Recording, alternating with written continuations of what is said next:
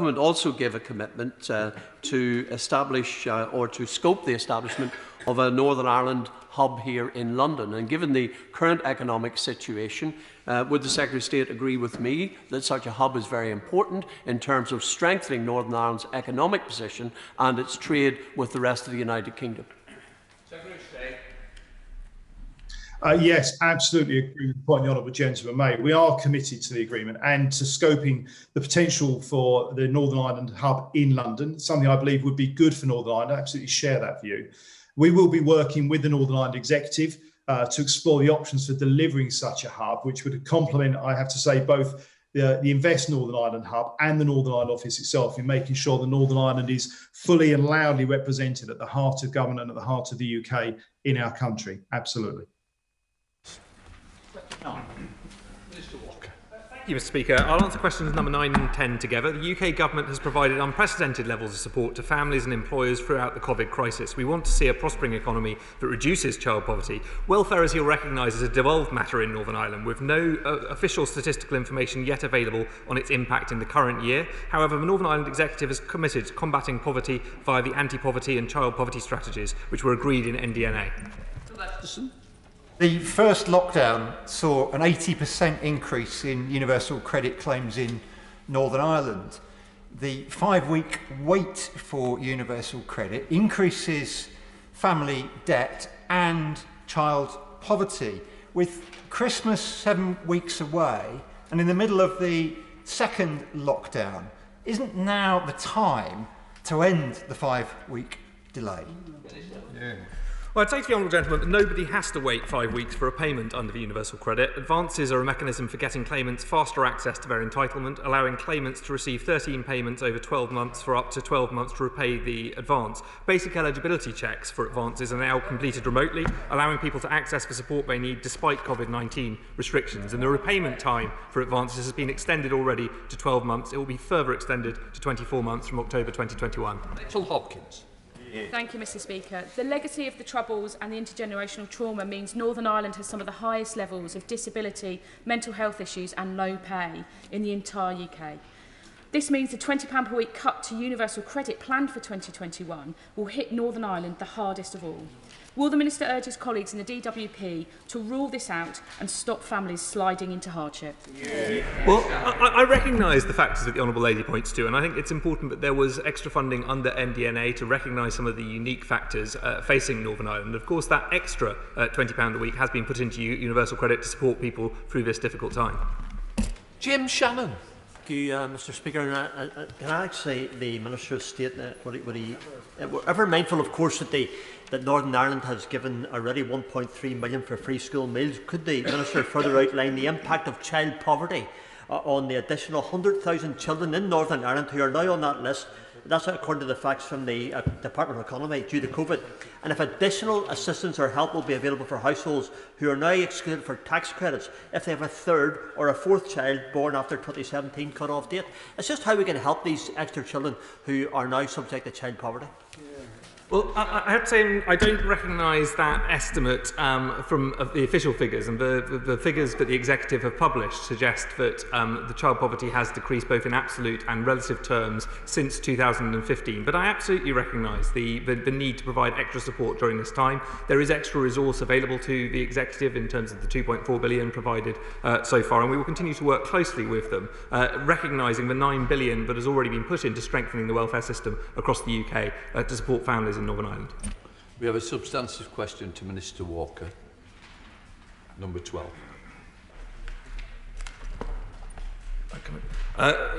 Thank you, Mr. Speaker. The UK left the EU on the 31st of January 2020 on the basis of the deal set out in the withdrawal agreement, including the Northern Ireland Protocol, which will apply in all circumstances. The question now is whether we can agree a deeper trading relationship with the EU, similar to that which they have with Canada, or whether our trading arrangements will be more comparable to those the EU has with countries such as Australia. We have taken extensive steps in close cooperation with the EU to implement the Protocol, and we continue to work with the Northern Ireland Executive and a wide range of stakeholders across Northern Ireland to deliver this by the end of the transition period. Let's head to Belfast South with Claire Hannah. Claire Hannah. Thank Thank you, Mr. Speaker. Minister, the health service in Northern Ireland is facing incredible pressure with the pandemic, with warnings from some hospitals about running out of beds and key supplies for patients with COVID and non-COVID patients.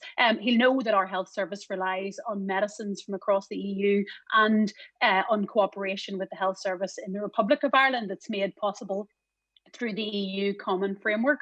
Would the Minister agree with me that the disruptive end of the transition, right in the middle of this battle with the pandemic and winter pressures, is bad enough, and that leaving without a deal would be downright dangerous for people's health in Northern Ireland?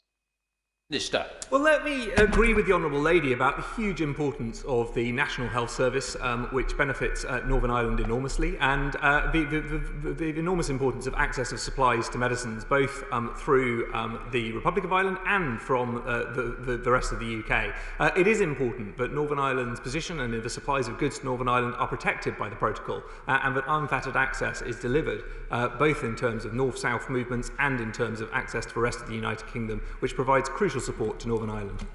Let's head to the chair of the Select Committee, Salmon Hoare in North Dorset. Salmon Hoare.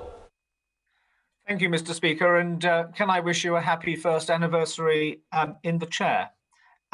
Criminality, smuggling and modern slavery, my honourable friend knows, cannot be the winners in a no-deal Brexit scenario exit at the end of this year. Can he assure me that the importance of these issues with regards to Northern Ireland are well understood at the heart of government, and that he and the Secretary of State are doing all that they can to combat them going forward?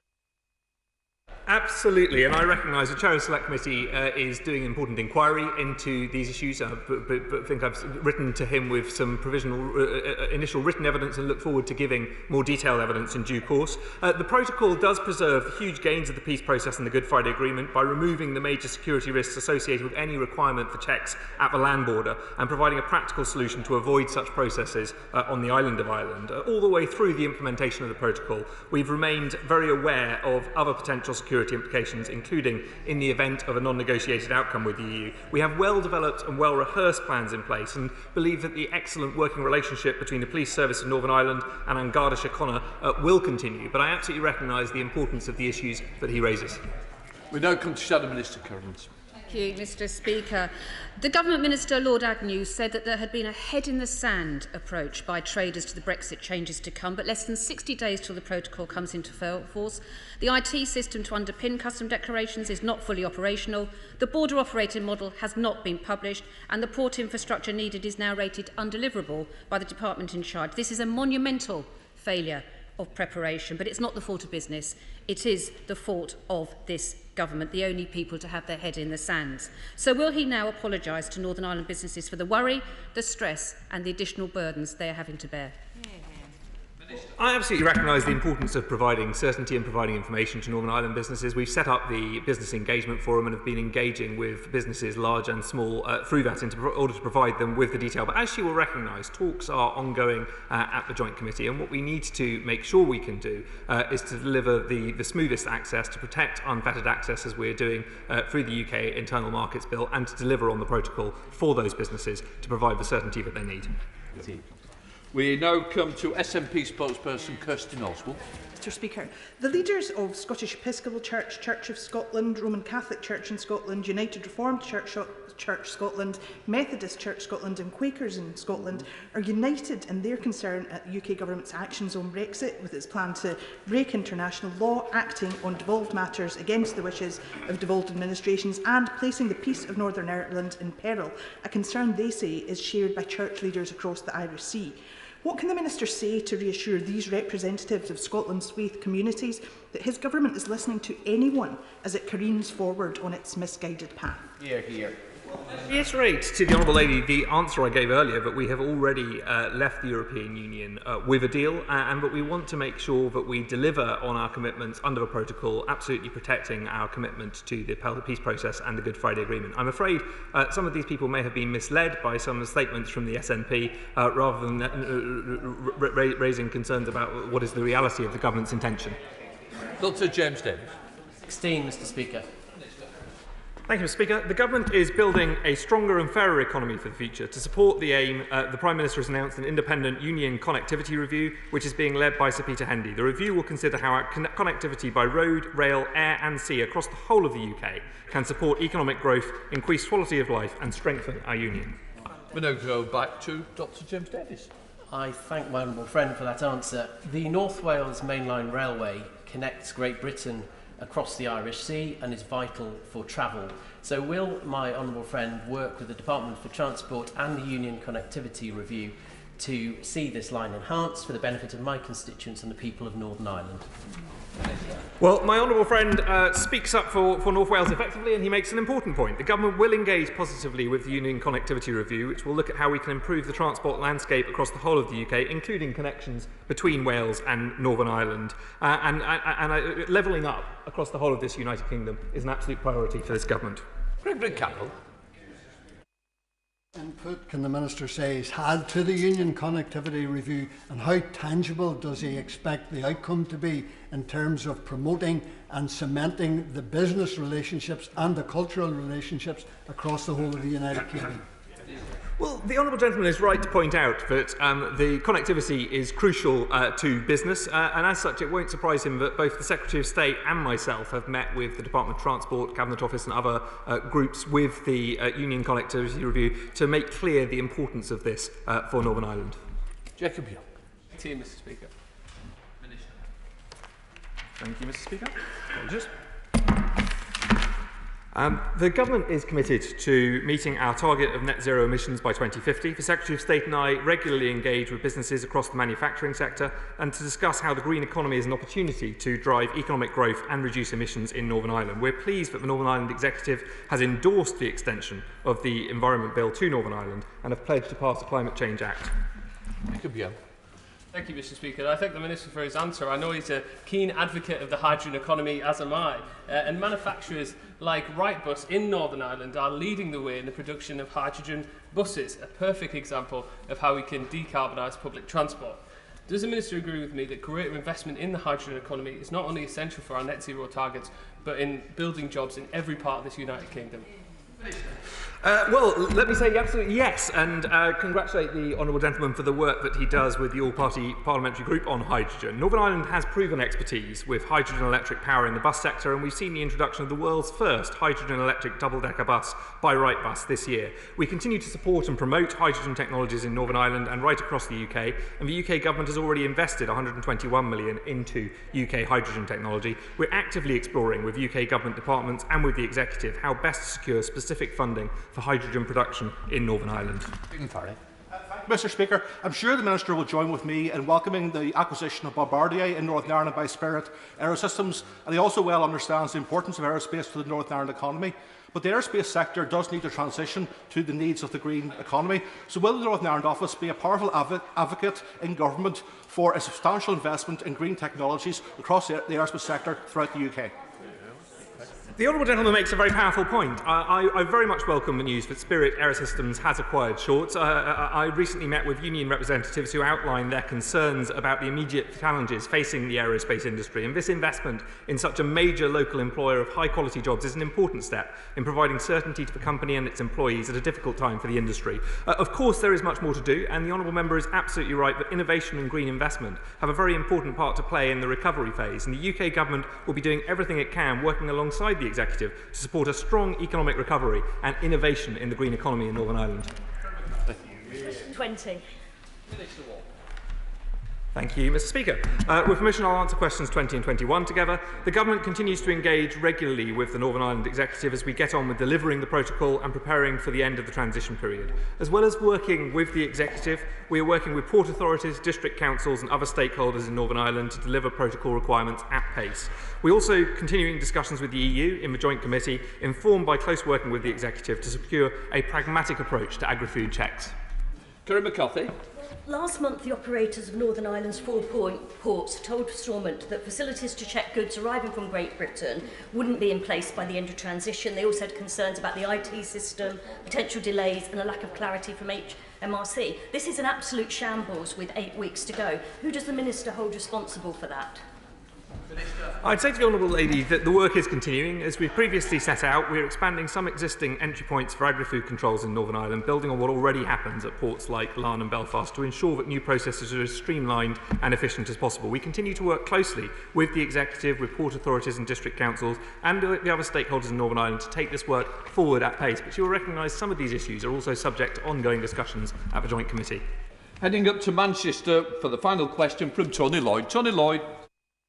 Thank you, Mr. Speaker. The Minister has a rightful reputation of being a decent individual, but will he not now apologise to businesses that so close to the beginning of the next year, so close to the new regime coming in? Businesses still don't know what regime they're going to operate under. Isn't an apology now absolutely necessary from this government to the businesses in Northern Ireland? Minister. Let me say first what a pleasure it is to see the right honourable gentleman, even if only on the screen, and welcome him back to the House, certainly from my perspective. In the last 3 months, we published operational guidance to Northern Ireland businesses covering customs, SPS and manufactured goods on the 7th of August, announced a £200 million trader support scheme service to support traders in Northern Ireland to meet the requirements of the protocol, announced over £150 million investment in IT systems needed to operate the protocol's requirement, and made progress on the recruitment and training of new staff to operate the protocol. But I absolutely recognise the need to provide greater certainty, and we will continue to do that both through the Business Engagement Group and through our work on the Joint Committee. We now come to questions to the Prime Minister. And we start with Andrew Jones. Question one, Mr. Speaker. Thank you, Mr. Speaker. The whole House is talking about the result of a heavily contested election. And indeed, it is a year ago to the day, Mr. Speaker, that you were elected Speaker. And may I, on behalf of all members, wish you therefore a very happy anniversary, and thanks to you, Mr. Speaker, for making the speakership great again. Mr. Speaker, this morning thank you, Mr. Speaker, I had meetings with ministerial colleagues and others in addition to my duties in this House. I shall have further such meetings later today. Andrew Jones. Thank you, Mr. Speaker. The citywide testing trial starting in Liverpool on Friday using the new lateral flow tests will cut the time to get results, cut the spread of the virus by identifying people who are infected but not showing symptoms, and vastly reduce both the number of people and time involved in isolating. So the benefits to the NHS, to schools and to business are profound. When does the Prime Minister think the results from this trial will be available and the benefits of this extended across the UK? I thank my honourable friend. He's absolutely right, and I can tell him that the pilot is planned to last for approximately 2 weeks, and we will keep the House updated on the results as they are evaluated. We now come to the Leader of the Opposition, Keir Starmer. Thank you, Mr. Speaker. Can I start with the elections in the United States? Whatever the results, will the Prime Minister join me in saying that it's not for a candidate to decide which votes do and don't count, or when to stop counting? The next president must be the free and fair choice of the American people. Can I also express my revulsion at the terrorist attacks in Nice and Vienna? I'm sure I speak for the whole House in saying our thoughts are with all of those affected. And of course, Mr. Speaker, can I join the congratulations on your 1-year anniversary? Turning now, if I may, to COVID-19. On the 21st of September, when the government's scientific advisers indicated that a circuit break would bring the virus back under control, the number of people that day who tragically lost their lives to COVID-19 was 11. The Prime Minister ignored that advice. On Monday, 42 days later, the number of people who tragically lost their lives to COVID-19 was 397. That's a staggering 35-fold increase. Does the Prime Minister understand the human cost of his delay in acting?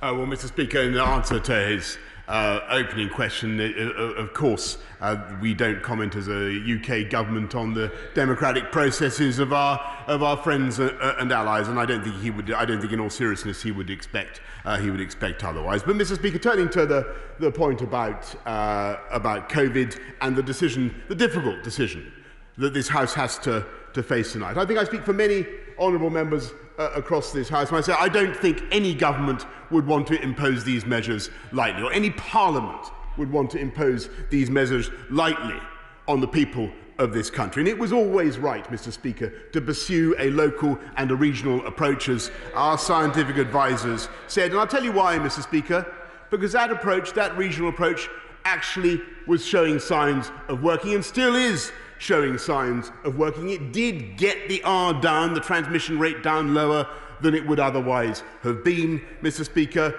But we have to face the reality that, in common with many other countries in this part of the world, we are now facing a surge in that virus, which this House must now tackle with the measures we've outlined. They will expire, as honourable members know, on December the 2nd. I hope very much the members opposite will support them tonight. Mr. Speaker, I'm sure nobody wants a lockdown, but it is a question of timing. Had the decision been taken a few weeks ago to put in place a circuit break, it could have been done for 2 to 3 weeks and taken advantage of schools being closed over half-term. Now the Prime Minister's proposed lockdown will be for at least 4 weeks. That means businesses will be closed for longer and in the critical run-up to Christmas. Does the Prime Minister understand the economic cost of his delay in acting?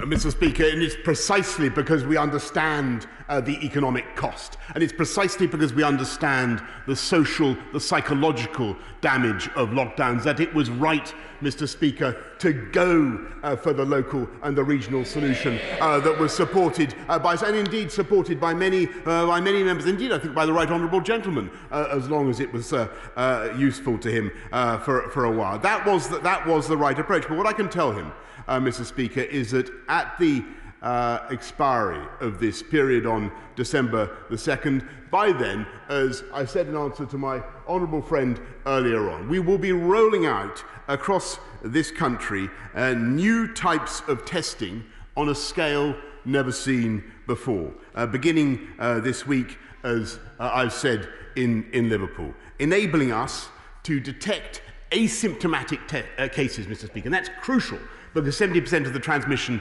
is taking place, as the House knows, between people who have no symptoms. And that will enable us to find new ways on a mass scale to break the chains of transmission. I want to thank particularly the Labour leadership of Liverpool for their cooperation, a manner of cooperation that I commend to the benches opposite.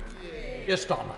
Mr. Speaker, the Prime Minister's delay in acting is a huge failure of leadership, and it's no good saying that there was support for the tier system. As he well knows, I looked at the evidence and made a decision 3 weeks ago that the right thing was for a circuit break.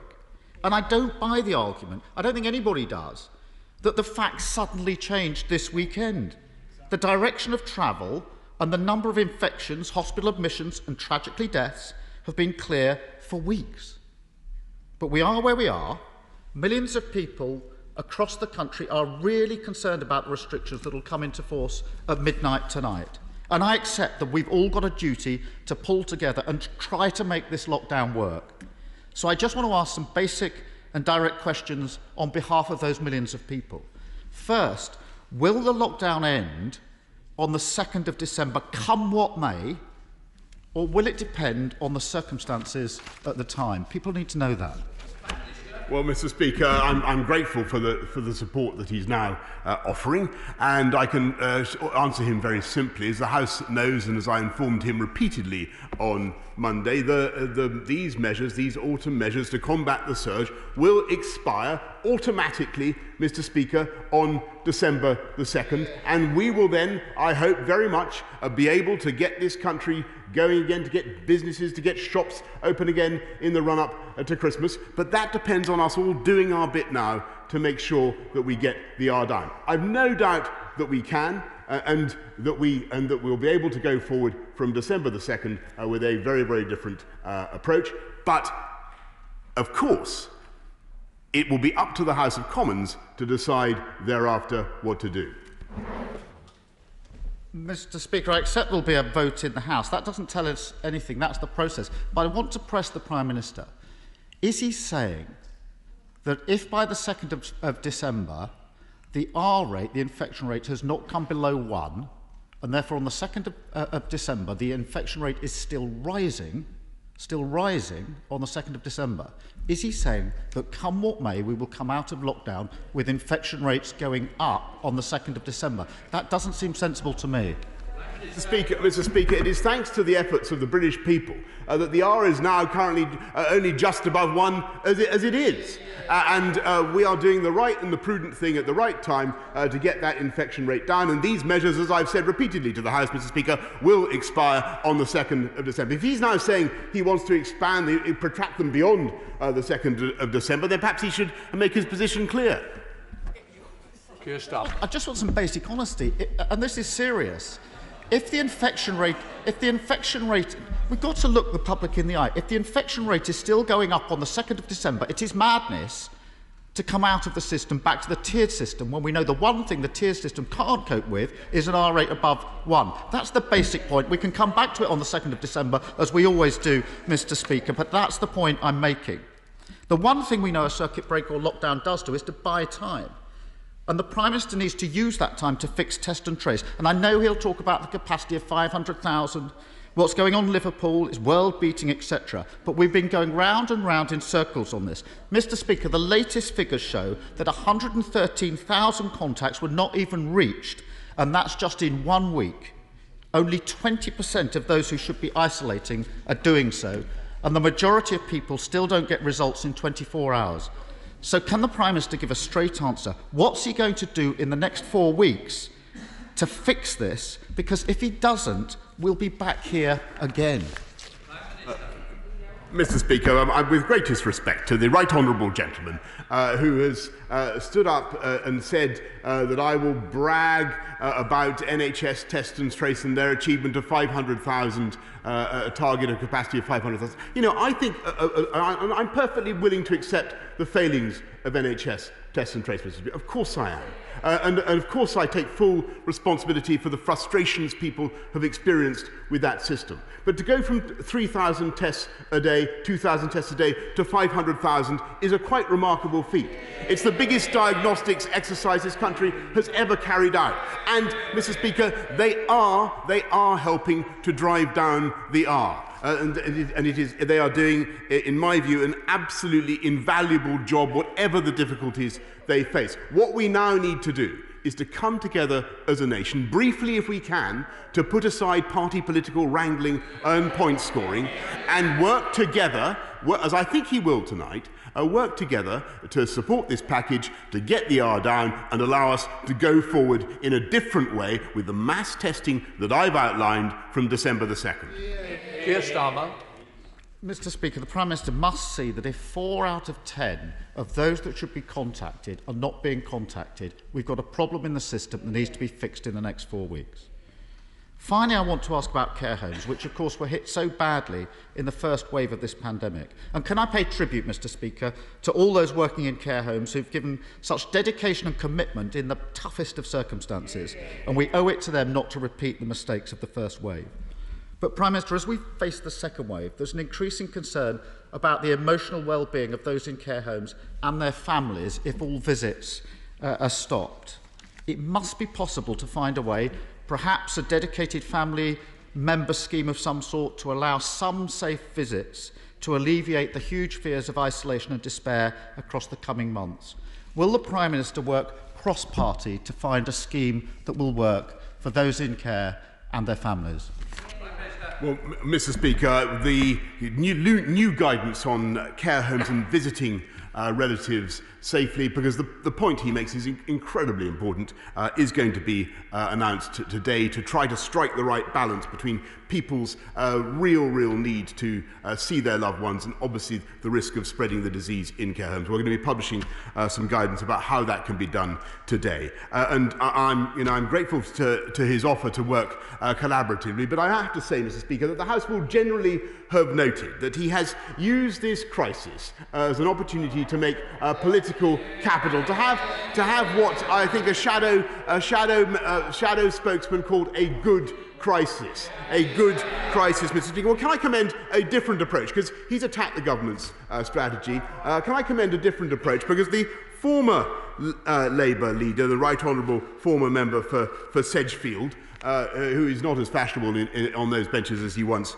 was or should be, has written a good, not with all of them, Mr. Speaker, perhaps on the front bench, but not with all of them. He's written a good piece in today's Daily Mail, Mr. Speaker, in which he broadly supports this government's strategy, praising UK drugs companies for what they're doing, supporting our search for a vaccine, and supporting mass testing in Liverpool, which he deprecates, Mr. Speaker. And I think what he should do is actually take a leaf out of the Blair book, Mr. Speaker. And by the way, I can tell him that Tony Blair would not have spent 4 years in the same shadow cabinet as Jeremy Corbyn, standing shoulder to shoulder with him. Nick Fletcher. Mr. Speaker, I understand the position the government is in today, and although this is desperately hard for people and businesses, I agree that it was the right decision. However, once we are through this period, I believe it is business that will restore the economy. Therefore, does my right honourable friend agree with me that easing congestion in the south east with the border control point in Don Valley would help trade flow through the country and level up the north following the transition period? Prime Minister. Well, my honourable friend is absolutely right, and I can tell him that the Department of Transport is already engaged on this matter, and I'm sure would be happy to meet him and representatives from the iPort that he describes. Right, let us head up to the leader of the SNP up in Scotland with Ian Blackford. Ian Blackford. Thank you, Mr. Speaker, and I'd like to take the opportunity to send my best wishes to our friends in the US during this anxious time. Donald Trump claimed an unsupported victory and major fraud, with millions of legitimate ballots left to count, and I hope the Prime Minister will join me in condemning his actions this morning. Mr. Speaker, on Monday, the Prime Minister agreed access to the furlough scheme at 80% for Scotland if lockdown restrictions require it. Subsequently, a number of his ministers have rolled back on that promise, and the Scottish Government have not received any detail on what the commitment means in practice. Today is the Prime Minister's opportunity to clear up this mess of his own government's making. Will Scotland receive full 80% furlough and self-employed payments on current eligibility whenever it is requested by the Scottish Government in the months ahead? Well, Mr. Speaker, I hesitate to accuse the right honourable gentleman of failing to listen to what I said on Monday, but I think he heard exactly what I said. I gave a commitment then. I in no way budge from that commitment. Furlough is a UK-wide scheme. It's helped save, I think, about 10 million jobs in this country, including about 1 million in Scotland, Mr. Speaker. Ian Blackford. Well, of course, what the Prime Minister said on Monday is that if the devolved administrations asked for it, then it would be granted. That was a direct answer that he gave to a question. So can I ask whether, Mr. Speaker, the Scottish Government, who've been waiting for clarity on whether Scotland will receive additional money as the result of increased spending from English local government, and is there also no clarity on whether the unlimited payments for business support in England will be made available on a similar demand-led basis? Will the Prime Minister clarify these 2 points now and commit to confirm in writing to the Scottish Government today that the access to the furlough scheme will be there if they need it? Minister. Mr. Speaker, I think perhaps the most efficient thing I can tell the right honourable gentleman is that my right honourable friend, the Chancellor, will be making a general statement, as you can imagine, Mr. Speaker, about all the support, all the provisions that we're making for this latest phase to tackle the autumn surge of coronavirus tomorrow. And what I can tell him, just to repeat the points that I've made on Barnet consequential, so there's already been 7.2 billion gone to help in 7.2 billion, I should say, for Scotland. And look, Mr. Speaker, we're going to support people in Scotland and throughout the UK during this crisis. Stuart Anderson. Thank you, Mr. Speaker. Does the Prime Minister recognise the importance of places of worship to my constituents in Wolverhampton and the rest of the country? And does he agree they should open as soon as practically possible? And will he commend all the work that has been done in these places to make them COVID secure? Mr. Speaker, first I thank my honourable friend for campaigning for places of worship in the way that he does. Second, I'm so deeply sorry that these restrictions have to be placed right now, but we will work as hard as we can and as fast as we can to make sure that we allow them to come back in the way to worship in the way that they want from December the 2nd, and that's why I hope that the House will pass this package of measures tonight. Thank you, Mr. Speaker. If every vote is counted in the US election, it is likely that Joe Biden will be the victor. The Prime Minister does have a major challenge to build relationships to any incoming administration. So therefore, in light of Joe Biden's entirely correct analysis of the impact on the Good Friday Agreement of the Internal Market Bill, how quickly is the Prime Minister going to recognise the inevitable and remove those clauses from the bill?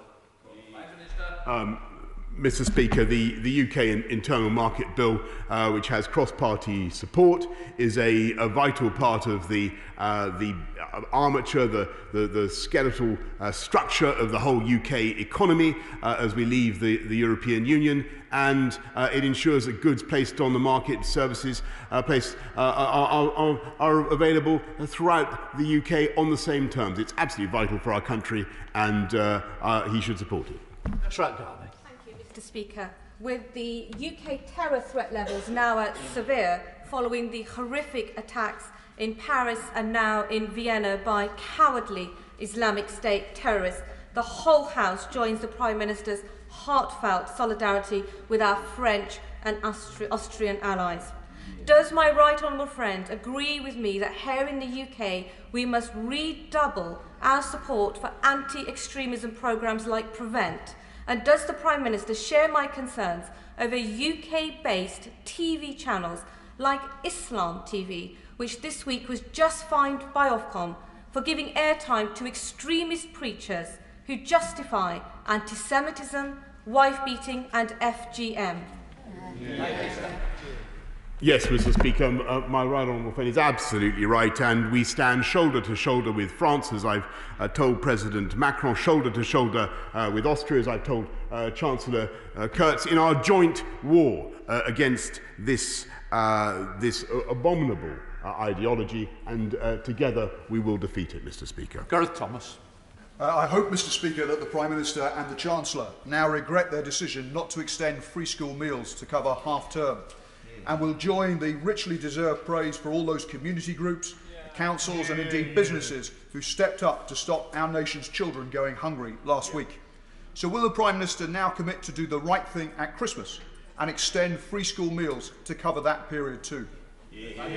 Well, Mr. Speaker, yes, I do indeed congratulate all the voluntary organisations. I'm proud that have stepped on. I'm proud that this government has also helped to fund them to the tune of billions of pounds, not just the £9 billion increase in universal credit, but of course an extra billion, 1.1 billion going to help councils. Mr. Speaker, this government will ensure that no child goes hungry this Christmas, this winter, thanks to any inattention or inactivity by government. And never forget, Mr. Speaker, that it was the Conservative government that instituted free school meals for 5-, 6- and 7-year-olds after all the years Labour were in power. Mr. Speaker, the Prime Minister will remember watching the new electric London taxi being made in my constituency, and he'll be pleased to hear that the companies this week started production of a van. But this year has been a tough one for the automotive sector, with manufacturing output at its lowest level for 25 years. It would benefit massively from the certainty of knowing that components and vehicles will be able to move free of tariffs between the UK and countries of the European Union from the new year. Can he provide good news about concluding a deal with the EU to the sector, its workers and their families? Well, Mr. Speaker, I do indeed believe that such a deal would be massively in the interests of our EU friends and partners as well as anybody else. But that is, of course, up to them. What I can tell him is that we are supporting green technology of all kinds, Mr. Speaker, particularly hybrid and battery vehicles, and we've just put another £49 million into grants for exactly the kind of vehicles that he and I have inspected and driven together, so that this country can bounce back greener, Mr. Speaker. Thank you, Mr. Speaker. The Government will be aware of the staggering increase in domestic abuse through the pandemic, with Refuge reporting a 50% increase in their use of their hotline. Meanwhile, the Employers' Initiative on Domestic Abuse, which its predecessor supports, warn of huge risks by home working to many people facing domestic abuse. Domestic abuse has no borders, so can the Prime Minister ensure that the UK Government, before a second English lockdown begins, produces a well-resourced plan for addressing domestic abuse?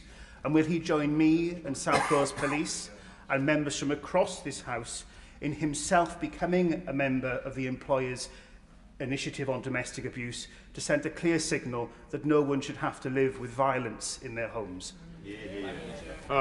Mr. Speaker, he's entirely right in the sense that although the absolute numbers haven't gone up perhaps in the way that we'd feared, what we're unquestionably seeing is repeat victimisation in domestic context. It is intolerable. As the House knows, we've set up helplines to tackle it. We're investing in refuges, in IDVAs and independent domestic violence advisors. It is absolutely crucial that we tackle the scourge of domestic abuse and that we also deal with the consequences, the mental health consequences for the victims. And that's why we're investing massively in mental health and mental health charities as well. Mr. Speaker, an independent study published recently suggests that the writing ability of Year 7 pupils is some 22 months behind expectations. And my right honourable friend will know that it is the life chances of the most disadvantaged that are hit hardest when schools close. These are the very children, quite rightly, that we have said are an absolute priority for this government. So can I ask my right honourable friend, the Prime Minister, for an assurance that first, we will do whatever it takes to make up for lost ground, and second, we will never again contemplate closing our schools? I thank my right honourable friend, and he's completely right about the paramount importance of keeping our schools open. But what I will also say to him is that out of this crisis has been born at least one, I think, potentially innovative idea that can really help exactly the types of kids, pupils that he's talking about. And that is one-on-one tutoring of the kind that we've been able to support with our catch-up premiums and our national tutoring programme. And I want to see, as we go forward, as we come out of this pandemic, I want to see us keeping up with one-on-one tutoring, because I believe it can make a huge difference to the confidence of children and to their academic attainment. Sam Terry.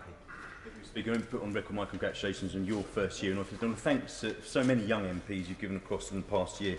Mr. Speaker, SAGE recommended a circuit breaker over 6 weeks ago. 6 weeks ago. The Prime Minister has clearly not listened to scientific or medical advice for more than 6 weeks. What will the Prime Minister say to the 12,000 people's families who will die by Christmas, that's been forecast by SAGE? What will you say to them, Mr. Prime Minister? I listen to a huge range of scientific advice, and indeed there are eminent scientists and epidemiologists who say that you shouldn't do any kind of lockdowns, any kind of measures like this at all. I'm David Nabarro, who I esteem greatly, of the World Health Organization, for instance. But you have to take a balanced decision. You have to strike a judgment about when the right moment is. You have to balance the effect. He talks about the long-term effects on people's lives.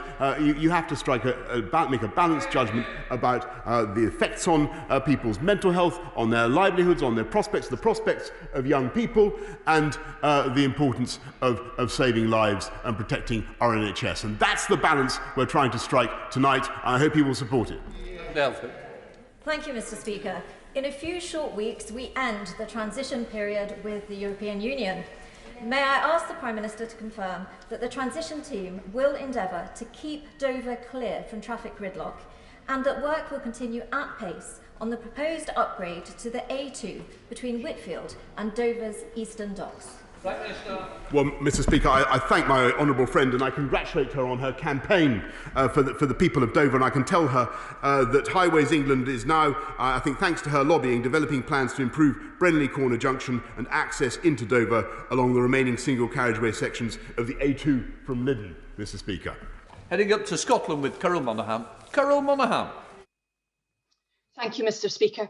I asked the Prime Minister on Monday whether furlough would be available to different nations and regions of the UK as and when required. His response, which he has repeated today, was furlough is a UK-wide scheme. Yes, we understand that.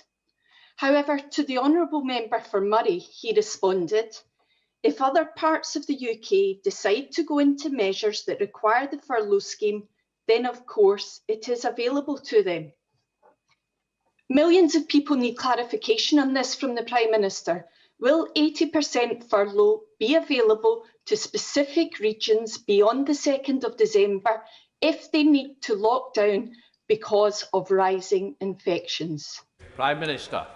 Mr. Speaker, I hesitate to accuse the honourable lady of not listening to what I've just said, but I want to repeat that the furlough is a UK-wide scheme. Of course, it will continue to be available to the people of Scotland, and for any further elucidation on the details of the entire package of support that this government is bringing for the people of the entire UK, I direct her to what my right honourable friend, the Chancellor, is going to say tomorrow. Mr. Skidmore. A potential vaccine for COVID provides us all with hope, Mr. Speaker. Hope that is thanks to investment in research and development. The Prime Minister has pledged more money for research than any of his predecessors put together to deliver on his vision of the United Kingdom as a global science superpower. Does he agree that maintaining this government's commitment to spend 2.4% of GDP on research and development by 2027 will also be essential for that vision? Mr. Speaker, you've asked for speed in my answers. The answer is basically yes. But I can also reiterate that we're committed to the 2.4% and to increasing public investment in R&D by 22 billion by 2024-2025.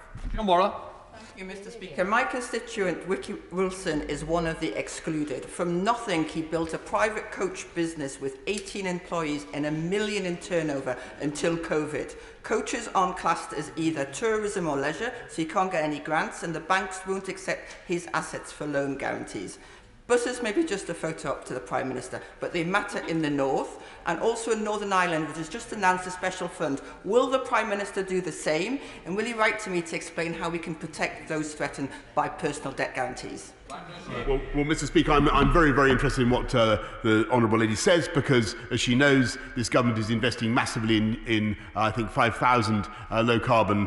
What type of buses or coaches she's talking about, and very, very interested to hear the details of the company that she rightly represents. But that company should be eligible for bounce back loans, should be eligible for all sorts of support. And since she's shaking her head, can I invite her to write to me with details of the needs of that company? Now, I'll do my best to oblige her. Robinson. Thank you, Mr. Speaker. Northern communities, including my Cheadle constituents, have already been subject to restrictions for months, having a disproportionate effect on northern livelihoods. The importance of the Prime Minister's levelling up agenda has never been starker. So today, can I ask him if he would fast-track infrastructure spending in the north, including Northern Powerhouse Rail and a new train station in Cheadle? And will the government, with northern MPs and business leaders, formulate a northern economic recovery plan to make sure our region comes out of this pandemic stronger than ever? Well, Mr. Speaker, I can certainly confirm that we're going to go ahead with Northern Powerhouse Rail, and I can tell her in addition that Cheadle will receive at least £500,000 from the Towns Fund to support their local high street and local community. Thompson. Thank you, Mr. Speaker. Mr. Speaker, Midlothian's got a long and proud mining heritage, from the Lady Victoria to Bilson Glen and Monkton Hall, so I very much welcomed the announcement from the Scottish Government last week of a general pardon to those criminalised for events of the 1984 miners' strike.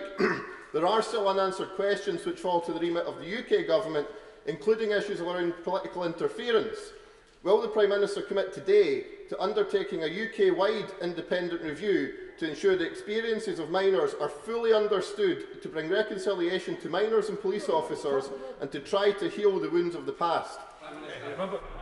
Well, I'm very grateful to the honourable gentleman. I think he's raising the 1983 minus, or the early 1980s at any rate. I would be obliged to him if he would send me further detailed particulars of the concerns he has, and I will do my best to address them. Shelbrooke. Thank you, Mr. Speaker. Will my right honourable friend join me in thanking the teachers across Elmet and Rothwell for keeping schools open this term? And does he share my frustration that half of the laptops provided by him to Leigh City Council for distribution to the most vulnerable learners in the city remain in the storeroom at Leeds Civic Hall? What can be done to get the Labour Council to pull their socks up?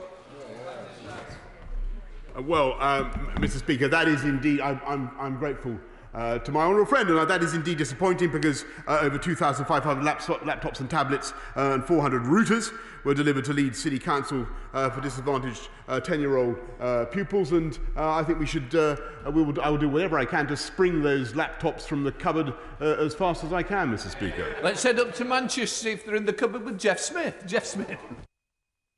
Thank you, Mr. Speaker.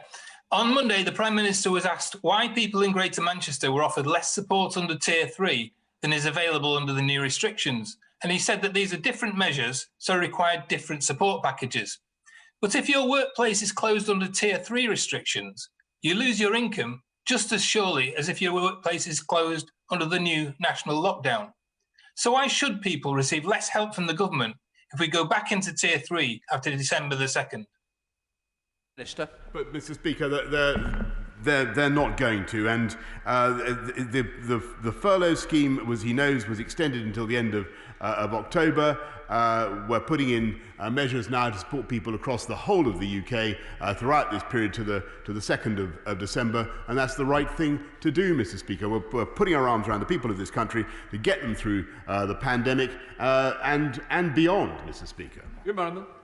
Thank you, Mr. Speaker. I understand that the Prime Minister will soon receive a recommendation from the Departments of Health and Transport to enable quarantine periods to be cut for those passengers that have tested COVID negative. Can I ask the Prime Minister when a decision is likely to be made and if he will look favourably on this proposal to allow the aviation industry to get back to its rightful place in this country? Well, I thank my honourable friend. He's right to lobby for the aviation industry. This country has the third biggest aviation industry in the world, Mr. Speaker. It's currently having a terrible, terrible time, and my sympathies are very much with all the employees involved. One of the benefits of getting PCR testing up to 500,000 a day, Mr. Speaker, is we do have new possibilities for testing of all kinds across the country. We will be bringing forward further measures and further proposals as soon as they are finalised, Mr. Speaker. Mr. Speaker, in my short time as an MP for the City of Durham, Dominic Cummins has fatally undermined public health messaging, has historic planning violations exposed, and has shortchanged us with an unpaid council tax bill of up to £50,000. Will the Prime Minister condemn this continued flouting of the rules, or does he have a blind spot that even a trip to Bonnet Castle can't fix? Mr. Speaker, I think what has possibly undermined people's confidence and understanding of what the government is trying to do is the constant party political point scoring and attempts to obscure what we're trying to do by the Labour Party and by the Honourable Lady. I think the best thing is to advise her constituents what to do to follow the guidance to get the virus down, and let's all do it together.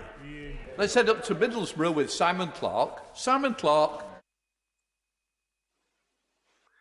Thank you, Mr. Speaker. Levelling up will matter more than ever as we emerge from the pandemic next year. And I was delighted to see the first town deals announced last week, delivering transformative investment for places like Darlington.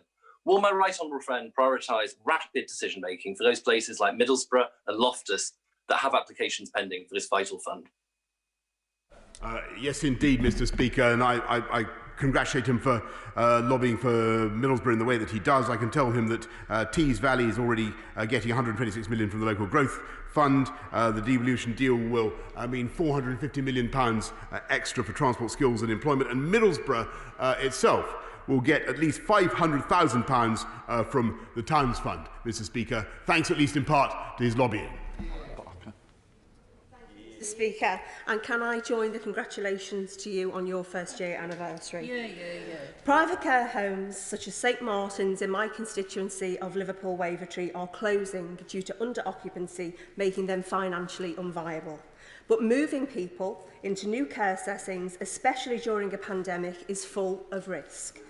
With the winter care plan failing short, will the Prime Minister commit now to providing additional funding specifically for social care to help local authorities meet their statutory responsibilities and prevent further care home closures?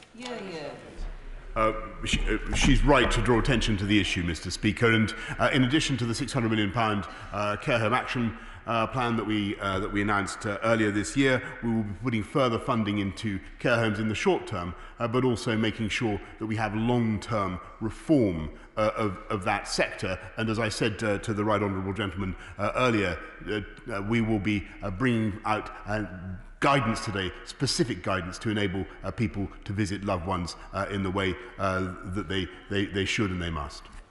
Heading to Lincoln with Carl McCartney. Carl McCartney. Thank you, Speaker. My right honourable friend and I share similar libertarian views, and I guess that some decisions he has taken for the country's common good were contrary to his personal creed and feelings. While those of us with higher political morals than Captain Hindsight on the benches opposite have sought to do our collective best during recent times, what does my right honourable friend believe are the views regarding anti-Semitism following the recent EHRC report that the current leader of the opposition, a knight of the realm no less, holds now? Does my right honourable friend believe they are any different to those he displayed when serving the member for Islington North? Mr Speaker, the only comment I would make on all that was that I was genuinely amazed that the leader of the Unite union should make a remark of the kind that he did, and that the Labour Party should remain in receipt of funding from Unite or take no steps to dissociate themselves from that union after that remark. I did find it absolutely astonishing, Mr Speaker. Final question, Ruth Jones. Thank you, Mr Speaker, and happy anniversary. This week, the chair of the Health Select Committee stated that centralised contact tracing is always going to be less effective than a locally driven model. And given the fact that in Wales, track and trace costs £32 a head, it's run by local authorities and works, whereas the English system costs £1,700 a head, it's run centrally and doesn't, when will the Prime Minister introduce a more effective track and trace system driven by local authorities?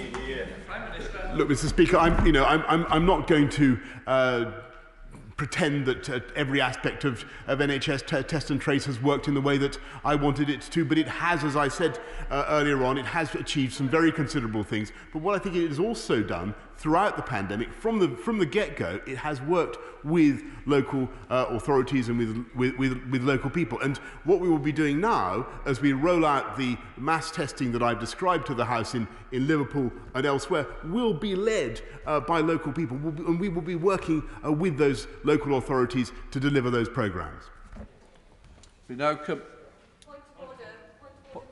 Point of order, Nusrat Ghani. Thank you, Mr Speaker. May I seek guidance on the powers of this House to summon witnesses to attend select committee inquiries and answer questions on their businesses' involvement in UK matters. I ask this because there is a very real public concern about Disney, who made the film Mulan, amongst the Uyghur slave camps in Xinjiang, and are therefore implicated in the mass human rights abuses of the Uyghur people by the Chinese state and may be profiting from them.